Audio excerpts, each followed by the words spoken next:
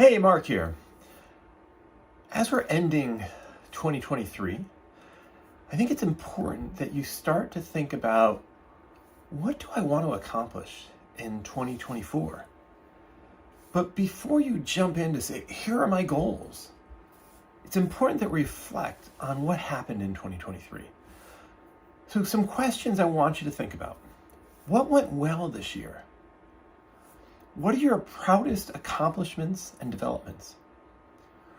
What are some areas that you want to improve on? What didn't go as planned, and what did you learn, right? We learn from our failures. That's an important part. And how has your leadership style evolved? And what have you done to improve that? And what feedback have you gotten on that end? Take some time and do some reflection before you even jump into, I got to get these goals done. Really think, how did 2023 go? I think it's important that we do that every quarter, but especially at the end of the year, let's look at how everything went. Now, as we start to put our leadership vision together for 2024, let's think about, what's your big picture vision for your leadership next year? Get very specific, get into the weeds, really kind of nail it down, put everything that you want. Now, is this going to involve maybe taking on more responsibility? Is it getting promoted? Leading a new initiative? Expanding your influence? Maybe it's delegating more to some others so that you can really focus on that bigger picture and 10x your vision, so that you're not stuck in the weeds doing all this, but you can orchestrate and put things together. The other part we have to think about, what new leadership skills do you need to develop, areas you need to learn, and areas you need to let go of. So now let's map out some key development goals. We really want to break this down. Think about 3 areas that you may want to work on. If you're familiar with, one of the things I like to do and it's something I've started recently, but OKRs, right? So I put together a little slip for me to just have reminders on my wall. But you could have these on your smartphone, but basically, what's the objective? What do you want to accomplish, right? You can put this together in a SMART goal, but what's your objective? And then what are 3 key results? Key result 1, 2, and 3. Now, by myself putting it up on the wall, that's my way of being transparent with my family. They can see what I'm working on in the business. They can see what I'm working on in my personal life. If you use OKRs, there's an excellent opportunity where you can be transparent and build those out.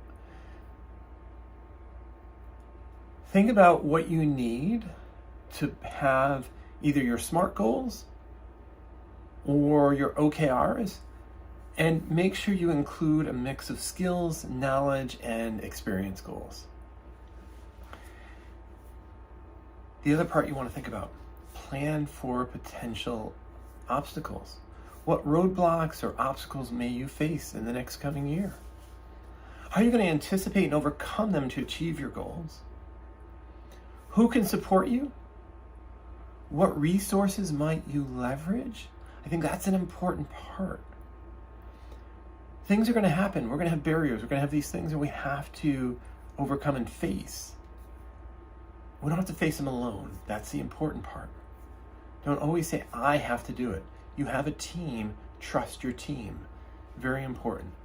The other part I want you to do, and that's why I use these OKRs and I put them together, is because I can track my progress, celebrate my wins, right? Plot out those key milestones and the target for each goal. I have my regular check-ins to make sure that I'm meeting that, and maybe I have to make some adjustments. That's an important part. So make sure you celebrate small wins along the journey. And then another part that you have to do is you have to commit to growth. You have to have a growth mindset. If you're coming in this saying, I'm the leader, I got all this, and everything's going to happen.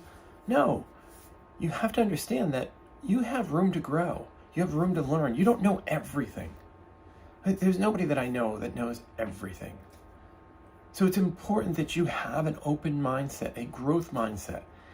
Make sure you schedule time to work towards your 2024 goals each week. All right? Commit to pushing past your comfort zone and showing up authentically. The other part is make sure you reach for the stars. Don't say, I'm gonna go for 2x. No, go 10x. Look, you may not get 10x, but what if you get to 5x? What if you drop 50% of what you're doing and focus on the other 50%? And more intentionally, eventually you may be able to drop 80% and focus on the 20 that's really producing what you want and who you are. So look, it takes time, it takes commitment. You want to make sure you check in on a regular basis. So you can do this. Take time now before the start of 2024. Make a commitment. Reflect on 2023. Set up your OKRs, your SMART goals. Put those together. Build time into your schedule so it's a regular basis. Make them transparent so people can see and hold you accountable and understand you may get feedback. And that's okay. You may fail. That's okay. But you've got this. I know you can do it. Here's to a tremendous year of growth and leadership. Reach out. Love to have a conversation with you. Remember, like, subscribe, and share, and we'll talk soon.